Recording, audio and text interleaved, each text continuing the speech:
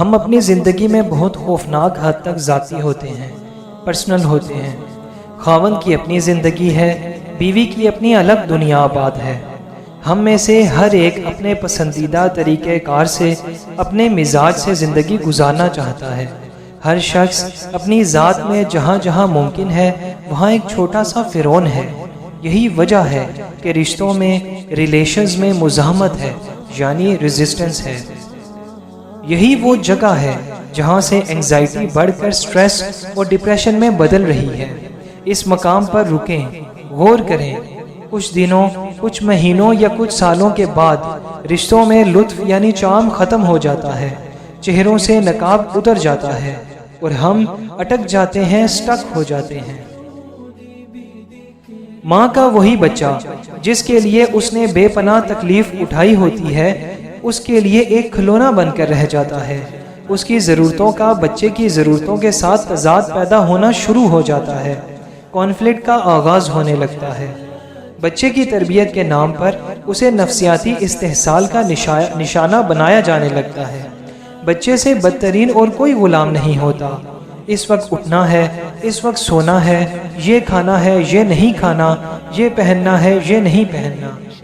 بچے کو اپنی پسند ناپسند کے حساب سے ڈھالا جانے لگتا ہے۔ قدرت کا ایک نایاب اور خوبصورت پھول مرجھانے لگتا ہے۔ یہ خون رلا دینے والی وہ حقیقت، وہ کربناک داستاں ہے کہ ہم سب کسی نہ کسی صورت جس کے کردار ہیں۔ مناسب روک تھام ضروری ہے اور کبھی کبھار تھوڑی بہت ڈانٹ ڈپٹ بھی ہو جاتی ہے، اس سے انکار نہیں، مگر ماں باپ کو خبر ہو کہ اسلام میں بچے کی تربیت یعنی ٹریننگ کہیں نہیں ہے۔ تربیت بچے کی نہیں، اپنی کرنا ہوتی ہے۔ جو گھر میں خود قرآن نہیں پڑھتے، ان کے بچے مدرسوں میں قرآن کو ایک رسم کی طرح دہراتے نظر آتے ہیں۔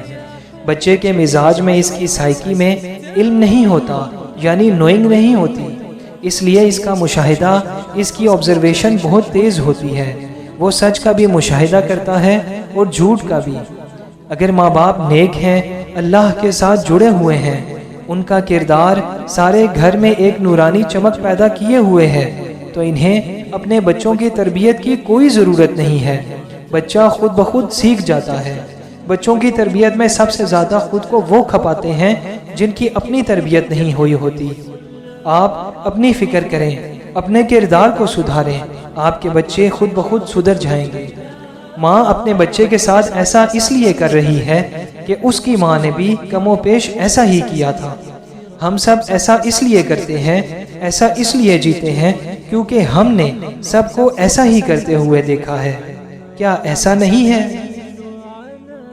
اللہ تعالیٰ قرآن پاک میں ارشاد فرماتے ہیں، وَإِذَا قِيلَ لَهُمُ اتَّبِعُوا مَا أَنزَلَ اللَّهُ قَالُوا بَلْ نَتَّبِعُ مَا أَلْفَيْنَا عَلَيْهِ آبَاءَنَا أَوَلَوْ كَانَ آبَاؤُهُمْ لَا يَعْقِلُونَ شَيْئًا وَلَا يَهْتَدُونَ۔ صدق اللہ العظیم۔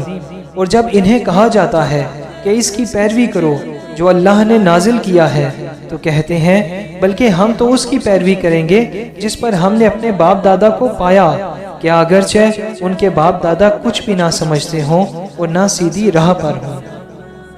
قرآن میں اللہ ایسے لوگوں کا ذکر بہت جگہ کرتا ہے اور پھر کہتا ہے کہ ان کی نفسیات پر چوٹ کرتا ہے کہ چاہے ان کے اجداد میں عقل ہی نہ ہو تب بھی وہ ایسا ہی کرتے رہیں گے۔ ہم اپنے اعمال کے، اپنی زندگی کے جواب دہ ہوتے ہیں، ہمیں اسے ٹھیک کرنا ہے۔